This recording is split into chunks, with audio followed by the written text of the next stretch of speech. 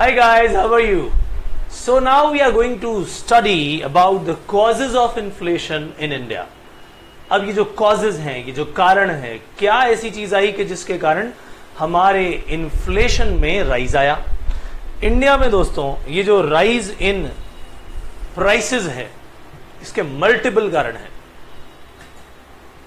कारण इसलिए भी क्योंकि डेवलपिंग कंट्री है भाई, और हर डेवलपिंग कंट्री में इंफ्रास्ट्रक्चर पर खर्चे बहुत होते हैं। गवर्नमेंट को बहुत खर्चा करना पड़ता है। गवर्नमेंट को हेल्थ पर, एजुकेशन पर और न जाने ऐसे कितने खर्चे करने पड़ते हैं, जो कई बार हो सकता है कि डेवलपमेंटल एक्सपेंडिचर ना भी हो। जो खर्चे मैंने बताया उससे तो डेवलपमेंट होती है, राइट, फायदे की बात है। लेकिन देश का अगर 40% हिस्सा गवर्नमेंट के पब्लिक एक्सपेंडिचर के 40% जो अमाउंट है, वो सारे का सारा पैसा अगर डिफेंस पर खर्च हो, देश की रक्षा भी बहुत इंपॉर्टेंट है, no doubt about that. Specially जब पाकिस्तान जैसे हमारे प्रिय नेबर्स हो, तो भाई मुसीबत की बात यह है कि उस खर्चे को भी करना जरूरी है। लेकिन वो खर्चा किसी भी देश के लिए डेवलपमेंट नहीं लेकर आ सकता, ये तो मजबूरी हो गई। डेवलपमेंट नहीं होती, डेवलपमेंट तो उस देश की होगी जहां से हथियार खरीदे जा रहे हैं। Are you getting my point? So government in public expenditure पर रोक लगा नहीं सकती। क्या हेल्थ पर, एजुकेशन पर, रोड्स पर, इन पर क्या खर्चा कम किया जा सकता है? No, not at all. क्या पुलिस पर यह खर्चा कम किया जा सकता है? बिल्कुल भी नहीं। तो गवर्नमेंट को ये तो खर्चे दोस्तों करने ही पड़ेंगे, और जब खर्चा होगा तो लोगों के हाथों में पैसा जाएगा। जब लोगों के हाथों में पैसा जाएगा तो उनकी डिमांड बढ़ेगी। अगर हम उनकी डिमांड पूरी न कर पाए, सप्लाई उनकी डिमांड को मीट न कर पाई, तो जाहिर सी बात है demand is more than supply. Excess demand हो जाएगी, दैट विल ब्रिंग इन्फ्लेशन। तो ये दोस्तों कहानी जो है, ये इन्फ्लेशनरी प्रेशर लेकर आ सकती है। और अगर पब्लिक एक्सपेंडिचर लगातार बढ़ता चला जाए और उसके मुकाबले में प्रोडक्शन ना बढ़े, भाई आज अगर मैं कहूं कि रोड्स बन रहे हैं तो अच्छी बात है, लोगों की इनकम भी बढ़ रही है, क्योंकि कहीं ना कहीं से प्रोडक्टिव एक्टिविटी हो रही है, डेवलपमेंटल एक्टिविटी हो रही है। बट अगर 40% हिस्सा आपका सारा डिफेंस में चला गया, तो भाई उसमें क्या डेवलपमेंट हुई? उसमें तो पैसा तो लोगों के हाथ में गया, लेकिन प्रोडक्शन कुछ नहीं हुई। मान लीजिए जितने ट्रैफिक पुलिस हैं या दूसरी पुलिस है या आर्मी है, इस पर खर्चा भी किया, लेकिन उन्होंने प्रोडक्शन तो नहीं की, देश का रक्षा तो की, गुड्स कहां प्रोड्यूस हुई? तो इसी कारण से ये खर्चा करना जरूरी भी है, बट ये एक तरह से नॉन डेवलपमेंटल एक्सपेंडिचर होता है, और इस कारण से दोस्तों ये समस्या भी उत्पन्न होती है। मैंने आपको अभी एक पॉइंट बताया, विल डिस्कस मल्टीपल पॉइंट्स। आइए स्टार्ट करें।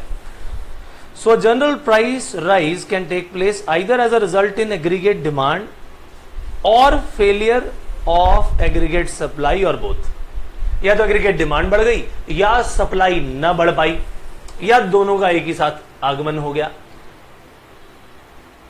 सो ऐसी पर्टिकुलर सिचुएशन में व्हाट हैपन्स, पब्लिक एक्सपेंडिचर हमारा बढ़ जाता है। So increase in public expenditure, deficit financing एक बहुत बड़ा रीजन होता है इसके लिए, और रैपिड ग्रोथ ऑफ पॉपुलेशन जो है, ये ऐसे फैक्टर्स हैं जो अल्टीमेटली क्या कर देते हैं, डिमांड को बढ़ा देते हैं जरूरत से ज्यादा।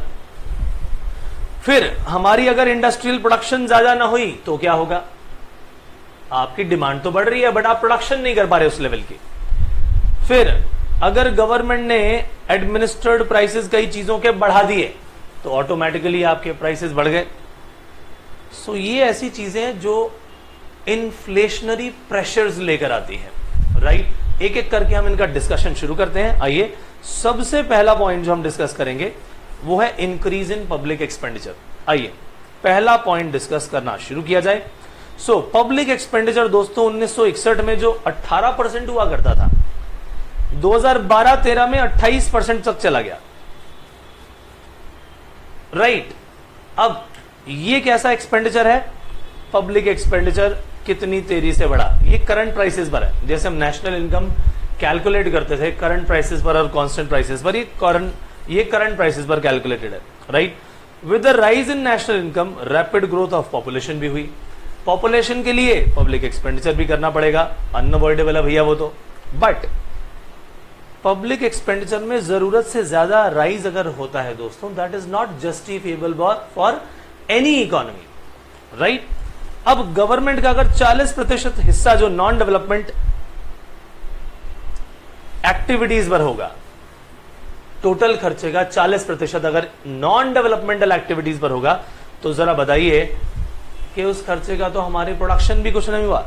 No doubt defence and maintenance of law and order ये सोसाइटी को स्टेबलाइज करने के लिए बेहद जरूरी है, इसके बिना काम नहीं चल सकता।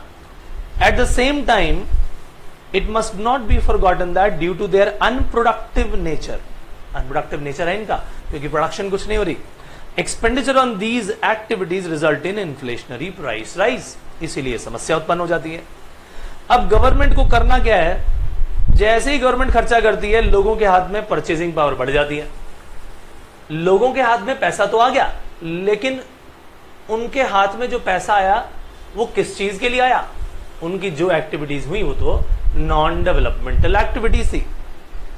इस कारण से extra demand for goods and services create हो जाती है, but nothing is increased so far as supply of goods and services are concerned. And under these circumstances what happens? Price का राइज होना भैया इनएविटेबल है, वो तो राइज होगा ही।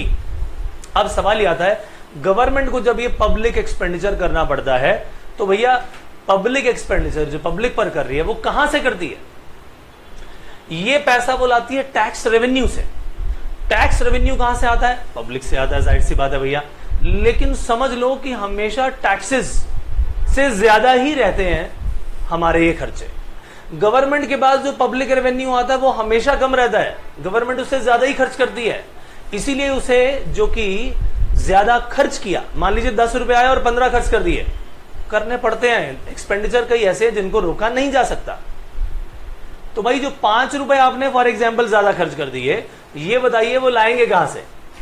दो रास्ते हैं आपके पास, या तो बैंकों से लोन ले लिया जाए, गवर्नमेंट वो बैंकों से लोन लेगी और वो खर्चा करेगी, या फिर और नोट छापे जाएंगे, करेंसी छापी जाएगी।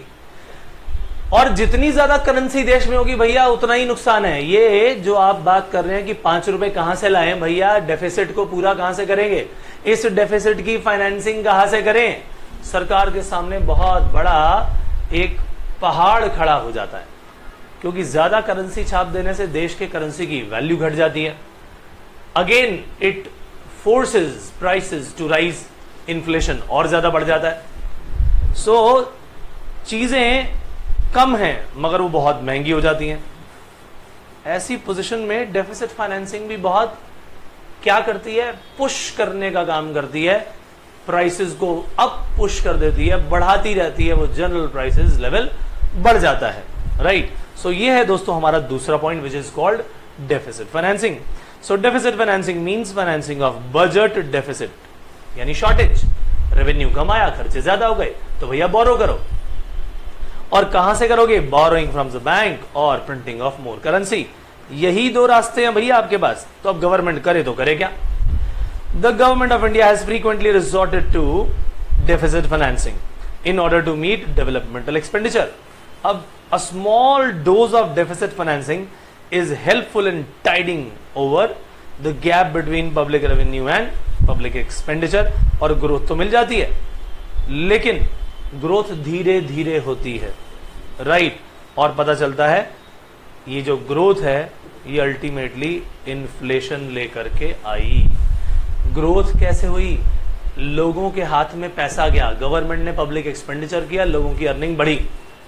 लेकिन जब अर्निंग बढ़ गई तो भैया उन्होंने डिमांड ज्यादा की, डिमांड ज्यादा की, हम उसको सप्लाई से पूरा नहीं कर पाए, और सप्लाई क्योंकि यहां पर इनएफिशिएंट रह गई, इसीलिए प्राइसेस राइज हो गए। Demand is more than supply, excess demand which pushes the prices up. So यहां पर this happens because by financing the deficit government puts purchasing power in the hands of people, but it does not it does nothing to create real resources in the economy, at least in near future. Near future में तो कोई नई चीज यहां पर नहीं आती।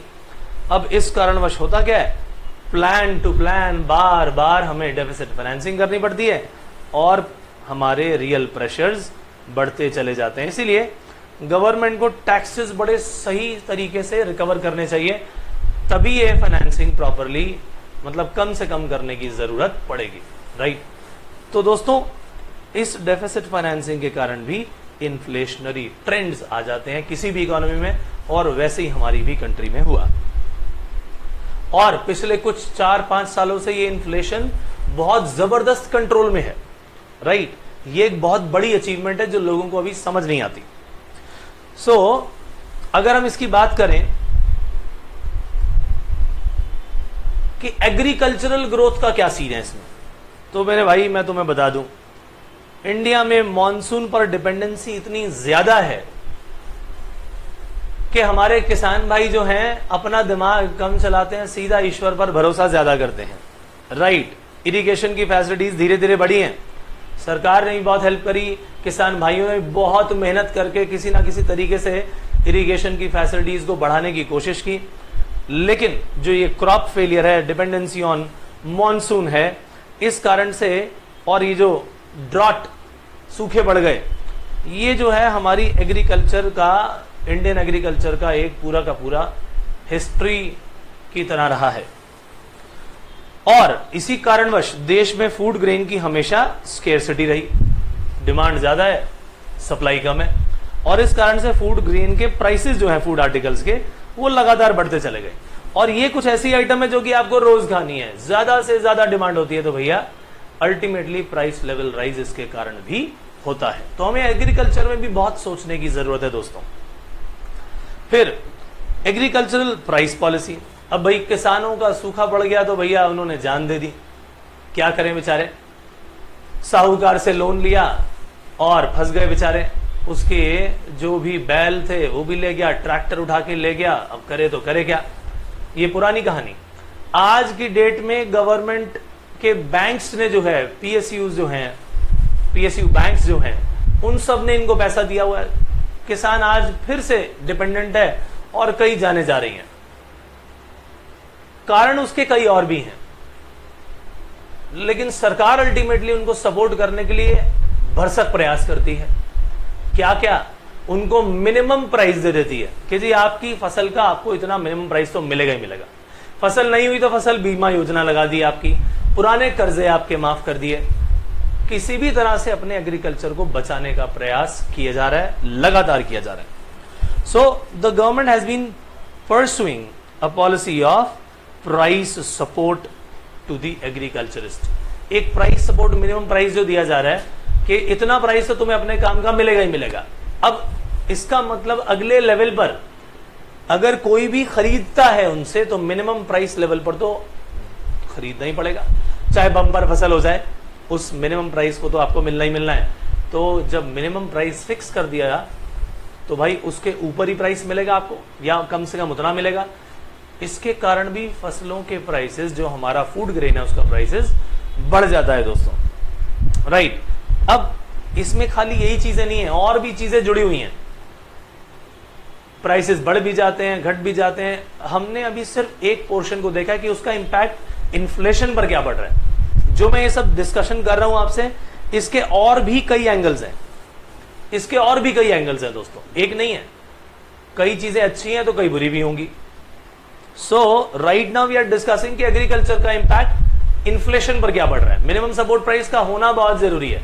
I am not saying कि वो ना हो, वो तो होना ही होना है, बट जब वो मिनिमम प्राइस जाता है भैया, तो अल्टीमेटली फार्मर्स का तो फायदा होता है, बट यही प्राइस अल्टीमेटली कंज्यूमर को जाके देना पड़ता है, और ये मेजर कॉन्ट्रीब्यूटरी है दोस्तों इन्फ्लेशनरी राइज इन प्राइस का, राइट। तो ये चीजें आपकी चलती रहेंगी। खाली एग्रीकल्चर नहीं, प्रॉब्लम रही है इंडस्ट्रियल प्रोडक्शन में भी, चाहे आप ऑयल ले लो, फुटवेयर ले लो, चाहे आप किसी भी तरह का, चाहे वीविंग ले लो, एपरेल ले लो, किसी भी तरह की मैन्युफैक्चरिंग में, चाहे वो टेक्सटाइल हो, चाहे कुछ भी हो, उसमें जो एक जबरदस्त तेजी प्रोडक्शन में आनी चाहिए थी वो नहीं आई। अगर वो आती तो भाई शायद ये समस्या ना होती। प्रोडक्शन अगर ज्यादा हो जाती दोस्तों तो ऑटोमेटिकली चीजों के प्राइसेस कम हो जाते। अब आपकी प्रोडक्शन कम हुई है तो आपकी डेफिनेटली कॉस्ट ज्यादा आई। कॉस्ट ज्यादा आई है तो आपने वो रिकवर कहां से करनी है? कंज्यूमर से करनी है। जब भैया प्राइसेस आप ज्यादा करोगे तो डेफिनेटली इन्फ्लेशन आएगा ही आएगा। सो जितनी प्रोडक्शन हमारी ये कम हो रही है ना दोस्तों, that is also the reason के इन्फ्लेशनरी प्रेशर्स आ रहे हैं, राइट। और ये डिसअपॉइंटिंग जो परफॉर्मेंस है हमारी इंडस्ट्रीज की, इसके पीछे भी कई रीजंस है, राइट। आइए देखते हैं। So performance of industrial sector 1965 से लेके 85 तक की बात करें, इन 20 सालों में, इस पूरे 2 दशकों में 2 decades were very very disappointing. 1965 से लेके 85 तक इंडस्ट्रियल आप प्रोडक्शन के नाम पर मान लो कुछ नहीं हुआ। ऐसी घटिया पॉलिसीज रही गवर्नमेंट की उस समय। पूरे 20 सालों में केवल 4.7% पर एनम के हिसाब से वो इंडस्ट्री ग्रो हुई, जबकि उस समय जब कुछ भी नहीं था तो मल्टीपल टाइम्स में ग्रो होनी चाहिए थी। एक बार जब ग्रोथ आपकी बढ़ जाती है फिर धीरे धीरे होती है, लेकिन उस समय तो आपके पास स्कोप ही बहुत ज्यादा था। It should have been 15%, 20%। So this performance was very dismal at that time. अब परफॉर्मेंस ऑफ कंज्यूमर गुड्स की बात करूं तो चाहे आप oil, food manufacturing, textile, weaving, apparel, footwear, ये सब जो है डिसमल परफॉर्मेंस रही इनमें। Moreover in the 10 years period from 91 to 92, industrial sector registered slow growth about 6% per annum. इस समय भी खैर और भी कई कारण रहे। गल्फ वॉर एक बहुत बड़ा रीजन रहा, जबरदस्त इन्फ्लेशन उस समय रहा, इकोनॉमिक ग्रोथ नहीं हो पाई, बट उसके रीजन इंडस्ट्रियल ग्रोथ में छुपे थे दोस्तों। अगर वहां पर इंडस्ट्री प्रॉपरली ग्रो कर पाती तो बहुत बड़े फायदे हो सकते थे। बट इससे पहले तो क्या कर रखा था, पूरी तरह से सब चीजें गवर्नमेंट ने अपने हाथों में रखी हुई थी। बट 91 के बाद जाके फिर अगले 4-5 सालों में लिबरलाइजेशन, प्राइवेटाइजेशन, ग्लोबलाइजेशन, ये सब बातें आनी शुरू हुई, तब जाके कुछ तरक्की मिली। बट उससे पहले तो मानसिकता बिल्कुल ऐसी संकुचन वाली थी कि गवर्नमेंट ने पूरे लगभग 40 साल जो है खराब करके रख दिए इस देश के। आजादी के बाद अगर मैं बात करूं 1950 से लेके 1990, इस दौरान न जाने कितने काम किए जा सकते थे इंडस्ट्री से जुड़े, जो कि नहीं किए। And that was a very very big period, very very long period. संसाधन हो सकता है कम रहे हों, लेकिन पॉलिसीज भी खराब थी, right. So of late the performance of the industrial sector has been particularly bad. 2012-14 में भी 1% से भी कम जो है आपकी इंडस्ट्रियल सेक्टर की परफॉर्मेंस रही है। अब मैं इसको क्यों कह रहा हूं कि भाई ये भी कम है, बहुत कम है, हालांकि आपकी प्रोडक्शन बढ़ी है बहुत, but still it should have been much more than that. So money supply, in the wake of large expansion of money supply creating big demand for these goods, inadequate increase is there in production. हमारे यहाँ की production नहीं बढ़ रही, हम सीधा import कर रहे हैं। मैन्युफैक्चरिंग सेक्टर को अपने ऊपर विश्वास ही नहीं है। मैन्युफैक्चरिंग सेक्टर अपने आप बहुत कम काम करना चाहता है। बड़ी बड़ी कुछ इंडस्ट्रीज हैं जो अपने बलबूते पर काम कर रही हैं, इंटरनेशनल लेवल पर काम कर रही हैं, लेकिन अगर थोड़ा सा मिडिल लेवल पर आओ तो वो कुछ भी नया करने को राजी नहीं है, right. That is a very very big issue. Now अब गवर्नमेंट ने ऐसी कई चीजों के प्राइसेस को एडमिनिस्टर किया हुआ है। लगातार गवर्नमेंट उन चीजें के प्राइसेस को बढ़ाती रहती है, और उन प्राइसेस के बढ़ने का इंपैक्ट किस पर आता है? जनरल प्राइस लेवल पर। आइए बढ़ते हैं। This is called upward revision. क्या कहलाती है ये? This is called upward revision of administered prices. The moment I say administered prices, इसका मतलब which are being controlled by the government. So there are a number of important commodities for which price level is administered by government. ऐसी न जाने कितनी commodities हैं जिनके prices government ही decide करती है। Many of these commodities are produced in the public sector. Public sector government वाले जुड़े हुए, तो जो वो बनाएंगे भैया उसका रेट भी वहीं से तय होगा। The government keeps on raising the prices from time to time to cover the losses of public sector. अब इसी पब्लिक सेक्टर के नुकसानों को एक्चुअली कम करने के लिए प्राइवेटाइजेशन का रूल आया। आज मैं एयर इंडिया की बात करूं तो हजारों करोड़ रुपए के नुकसान पर चल रही है। प्राइवेटाइजेशन अगर करना चाहते हैं तो भैया प्राइवेट वाले लोग उसके लिए बिड करेंगे, बट बहुत कम बिड लगाएंगे, क्योंकि that is debt ridden sector. अब एयर इंडिया को भैया चलाना है तो उसके लिए बहुत खर्चा करने की जरूरत पड़ेगी। सो कई बार due to inefficiency and unimaginative planning this is actually creating burden on the public, और अल्टीमेटली इसका इंपैक्ट किस पर आ जाता है दोस्तों? That impact is on the consumers, वही लोग जो अल्टीमेटली इन सब चीजों को कंज्यूम कर रहे हैं और इसके लिए पैसा दे रहे हैं, राइट? अब हम कुछ बात करते हैं अदर फैक्टर्स की। We are going to discuss multiple factors in this. आइए स्टार्ट करें। अब भाई अगर इनकम टैक्स की बात करूं तो हमारे देश में कितने लोग इनकम टैक्स देते होंगे? आप हैरान हो जाओगे सुनकर के, बहुत कम परसेंटेज है दोस्तों। और वो कम परसेंटेज का होना हमारे लिए बहुत बड़े नुकसान की बात है। अब आप कहोगे भाई हमने जिसने जिंदगी भर टैक्स ही नहीं दिया, जिसने जिंदगी में कभी टैक्स ही नहीं दिया, उसकी जेब से जब कुछ चला जाएगा तो वो रोने लग जाता है। हमारे यहाँ टैक्स पेयर ही बहुत कम है, इनकम टैक्स की एम्बिट में बहुत कम लोग हैं। और जैसे ही जीएसटी आया था सब रोना धोना शुरू हो गए, उन्हें पता ही नहीं, न जाने इससे पहले कितने टैक्सेस थे छोटे छोटे करके वो दे रहे थे, जिनको क्लब करके एक साथ लगाया गया, और अल्टीमेटली पहले से प्रेशर कम है। हाँ, अब ये बात तय है कि टैक्स की चोरी डिफिकल्ट हो गई। तो ठीक है भाई, टैक्स की चोरी करने वाले तो रोएंगे, मानना पड़ेगा, रोने दो भाई, क्या करें। देश को हम पीछे नहीं छोड़ सकते माय डियर फ्रेंड्स। सो अगर इस पॉइंट की बात करूं तो गवर्नमेंट पूरी तरह से लोगों को इनकम टैक्स की एम्बिट में नहीं ला पाई।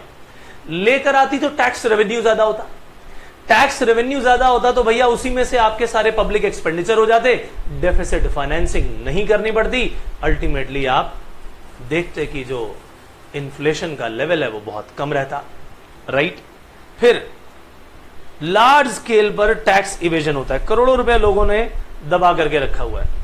आपने देखा जब डीमोनेटाइजेशन हुआ तो कितना कैश निकल के आया, जब पता था कि ये कैश बेकार हो गया तो हजारों करोड़ रुपए पकड़े गए, राइट? उन पर टैक्स कहां दिया गया था? तो इवेजन और अवॉइडेंस दोनों ही बहुत ज्यादा है। फिर अगली बात करें तो increasing reliance on indirect taxes. अब जाहिर सी बात है भाई, जब डायरेक्ट टैक्स यानी इनकम टैक्स आपके पास आएगा नहीं तो गवर्नमेंट रेवेन्यू कहां से निकालेगी? इनडायरेक्टली आपकी जेबों से लेगी, नहीं तो ये पूरा देश ही नहीं चल पाएगा भाई। इसीलिए इनडायरेक्ट टैक्स के जो अमाउंट्स है, जो परसेंटेजेस है, वो ज्यादा है। ब्लैक मार्केटिंग और होर्डिंग ने कई सालों तक देश को परेशान करके रखा दोस्तों। आज भी कई लेवल तक ये कहीं ना कहीं है, मैं ये नहीं कहता ये मिट गई है, बट यस बहुत लेवल तक कम हो गई है। और इंडस्ट्री आज भी अपनी फुल कैपेसिटी पर काम नहीं कर पा रही। अगर प्रोडक्शन होती, सप्लाई उस लेवल तक बढ़ पाती जितनी की डिमांड हो रही है, तो भाई प्राइसेस बढ़ते ही क्यों? आप देख रहे हो हर एक चीज का इंपैक्ट किस पर है? डिमांड, सप्लाई, इन सब चीजों पर डिपेंडेंट है।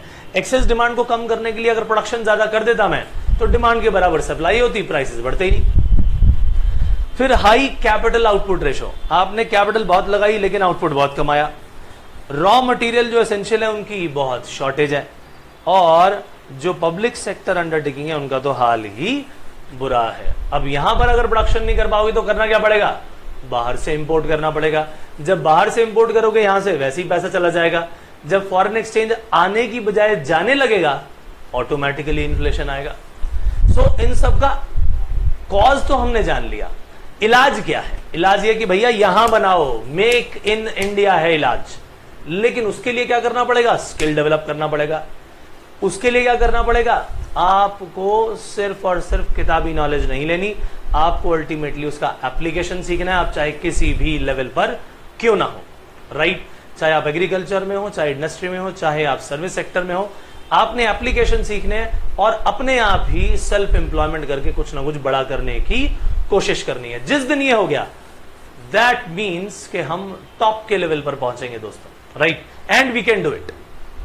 सो ये वाला पोर्शन दोस्तों कॉजेज ऑफ अनएम्प्लॉयमेंट का यहीं पर हमारा अब समाप्त होता है। हम अपने अगले सेशन में फिर से कुछ नया लेकर के इन्फ्लेशन से जुड़ा हुआ टॉपिक लेकर हाजिर होंगे। तब तक के लिए मुझे इजाजत दीजिए, बाय बाय।